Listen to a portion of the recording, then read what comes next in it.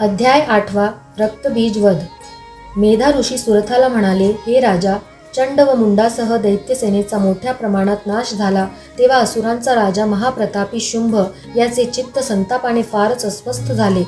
त्याने संपूर्ण दैत्यसैन्यांना युद्धसिद्धीतेचे आदेश दिले. तो म्हणाला, आज उदायुध नामक 86 दैत्य सेनापती आणि त्यांच्या समवेत कंबू नामक 84 दैत्य सेनानायक यांनी आपापले सैन्य घेऊन युद्धासाठी प्रस्थान करावे. कोटीवीर्य नामक 50 दैत्यकुळे व धौम्र जातीची 100 दैत्यकुळे यांनीही माझ्या आज्ञेनुसार युद्धासाठी कूच करावे. कालक, दौरथ, मौर्य आणि कालकेय दैत्यांनीही त्वरित निघावे. भयंकर शासन करणारा तो दैत्यराज सर्वांना आज्ञा देऊन स्वतःही विशाल सैन्य घेऊन युद्धास निघाला. त्याच्या भयंकर सेनेला येताना पाहून चंडिकेने धनुष्याचा टणत्कार करून पृथ्वी आणि अंतरिक्ष दणाणून टाकले. तिचा सिंह मोठ्याने गर्जना करू लागला. त्याला जोड म्हणून अंबिकाही मोठ्याने घंटानाद करू लागली. कालीनेही कर्णकटू निनाद केला. तो ऐकून दैत्यांच्या सैन्यांनी चंडिकेला, तिच्या सिंहाला व कालीला क्रोशावेधाने चहूकडून वेढले. हे राजा, त्याच वेळी दैत्यांचा नाश करण्यासाठी तसेच देवी आणि सिंह यांच्या रक्षणासाठी ब्रह्मा, विष्णू, महेश, कार्तिकेय व इंद्र यांच्यात अत्यंत शक्तिशाली व पराक्रमी अशा शक्ती त्यांच्याच शरीरातून निघून त्यांच्याच अनुरूप अशी रूपे धारण करून चंडिकेकडे तिच्या सहाय्यार्थ गेल्या. ज्या देवाचे जसे रूप, जशी वेशभूषा, जशी भूषणे व जसे वाहन, तशीच त्यांची शक्ती संपन्न व संपूर्ण होती. ती शक्ती असुरांशी युद्ध करण्यासाठी प्रकट झाली होती. सर्वप्रथम हंसयुक्त विमानात बसलेली, अक्षमाला, सूत्र व कमंडलू धारण केलेली ब्रह्मदेवाची शक्ती ब्रह्माणी आली. त्यानंतर वृषभावर आरूढ झालेली, श्रेष्ठ त्रिशूळ घेतलेली, महानागाचे वेटोळे धारण केलेली आणि मस्तकावरील चंद्रकोरीने विभूषित अशी शंकराची शक्ती माहेश्वरी आली. मयूरावर आरूढ झालेली, हाती दिव्य शक्ती असलेली कार्तिकेयाची शक्ती कौमारी आली. हातात शंख, चक्र, गदा, शार्ज धनुष्य व खडक धारण केलेली विष्णू शक्ती वैष्णवी गरुडावर बसून आली. अतुलनीय असे यज्ञ वराह रूप धारण करणाऱ्या श्रीहरीची शक्ती वाराही वराह देह धारण करून तेथे आली. आपल्या आयाळीच्या केसांच्या फटकाऱ्यांनी नक्षत्रांचे समुदाय स्थानभ्रष्ट करीत नृसिंहाची शक्ती नारसिंही तेथे आली. त्यावेळी ऐरावतावर आरूढ होऊन हातात वज्र धारण केलेली, सहस्त्र नेत्र असलेली आणि इंद्रासारखीच दिसणारी इंद्रशक्ती ऐंद्री ही सुद्धा तेथे आली. तेव्हा त्या देवशक्तींनी परिवेष्टित असे शंकर देवीला उद्देशून म्हणाले, हे चंडिके, तू या असुरांना त्वरित मारून टाक, म्हणजे मला आनंद होईल. तेव्हा तिच्या शरीरातून अत्यंत भयंकर आणि अत्युग्र अशी चंडिका शक्ती प्रकट झाली. ती शेकडो कोलिनींसारखा भयानक आवाज करू लागली. ती अपराजिता देवी धूम्रवर्ण जटा असलेल्या शंकराला म्हणाली, हे भगवान, आपण माझे दूत म्हणून शुंभ निशुंभाकडे जा. अत्यंत गर्विष्ठ अशा त्या दोघांना व युद्धासाठी आलेल्या अन्य दैत्यांना माझा असा संदेश सांगा की जर तुम्हाला जगण्याची इच्छा असेल तर पाताळात निघून जा. इंद्राला त्रैलोक्याचे राज्य पुन्हा मिळाले पाहिजे. देवांना आपापले यज्ञभाग मिळाले पाहिजेत. जर तुम्ही सामर्थ्याच्या घमेंडीने युद्धासाठीच आला असाल तर नक्की पुढे या. माझ्या योगिनी तुमच्या मासाने तृप्त होत.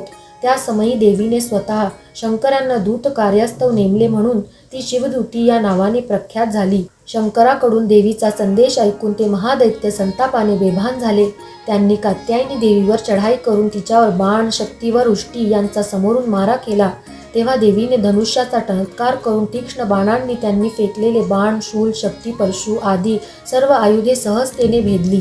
तिच्या पुढे काली त्रिशूलाने शत्रूंचे विदारण करीत व खटवांगाने त्यांचा चुराडा करीत रणांगणात संचार करू लागली.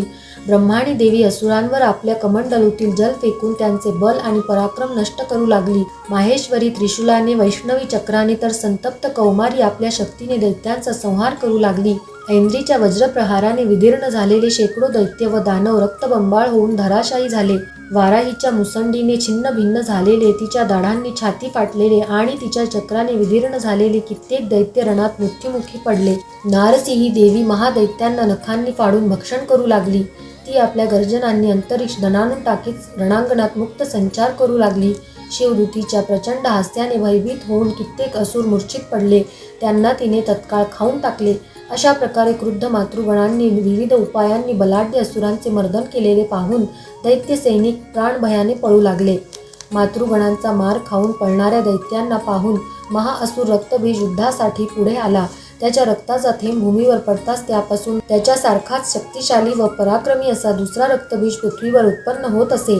तो महादैत्य गदा घेऊन ऐंद्रीबरोबर युद्ध करू लागला. तिने त्याच्यावर वज्राने प्रहार केला. त्या आघाताने तो रक्तबंबाळ झाला. त्याच्या रक्तापासून हजारो रक्तबीज उत्पन्न झाले. तेही शस्त्रांचे आघात करीत मातृदेवतांशी भयंकर युद्ध करू लागले. तेव्हा ऐंद्रीने रक्तबीजाला गदेने ठोकण्यास सुरुवात केली. त्या समयी वैष्णवीच्या चक्राने घायाळ झालेल्या त्या महादैत्याच्या शरीरातून जो रक्तस्राव झाला त्यातून त्याच्यासारखेच हजारो महाअसुर उत्पन्न झाले. त्यांनी सर्व जगच व्यापून गेले. त्या भीषण समर प्रसंगी संतापलेल्या रक्तबीजाने मातृदेवतांवर गदेने वेगवेगळे प्रहार केले. तेव्हा कौमारीने शक्तीने, वाराहीने खड्गाने व माहेश्वरीने त्याच्यावर त्रिशूलाने असंख्य प्रहार केले. त्यामुळे त्याच्या जखमातून जो रक्तप्रवाह वाहू लागला त्यातून प्रकटलेल्या लक्षावधी रक्तबीजांनी जग भरून गेले. ते दृश्य पाहून देव भयभीत झाले. त्यांना विषण्ण झालेले पाहून चंडिका कालीला म्हणाली, चामुंडे, तू आपले मुख विस्तीर्ण करून माझ्या शस्त्राघाताने रक्तबीजाच्या शरीरातून पडणारे रक्त व त्यातून उत्पन्न होणारे महादैत्य यांना वेगाने भक्षण करीत या रणांगणात सर्वत्र संचार कर. बोलणे पूर्ण होताच चंडिकेने रक्तबीजावर त्रिशूलाने प्रहार केला. काली त्याचे रक्त पिऊ लागली. तेव्हा त्याने चंडिकेवर गदेने प्रहार केला. त्या आघाताने तिला जराही वेदना झाली नाही. पण त्या घायाळ असुराच्या शरीरातून बरेचसे रक्त वाहू लागले. ते रक्त पीत असताना चामुंडा रक्तोत्पन्न असुरांनाही खात होती. अशा प्रकारे तिने त्याचे सर्व रक्त प्राशन केले व त्या रक्तापासून आधी उत्पन्न झालेल्या इतर रक्तबीज दैत्यांनाही खाऊन टाकले. त्यानंतर देवीने शूल, वज्र, बाण, तलवारी व वृष्टी यांनी त्या भयंकर दैत्याला चांगले झोडपले. त्यामुळे जखमी व रक्तहीन होऊन तो मरण पावला. हे राजा, तेव्हा देवांना आनंद झाला आणि मातृकांचा समुदाय हर्षाने मदोन्मत्त होऊन नृत्य करू लागला. अध्याय 8 संपूर्ण.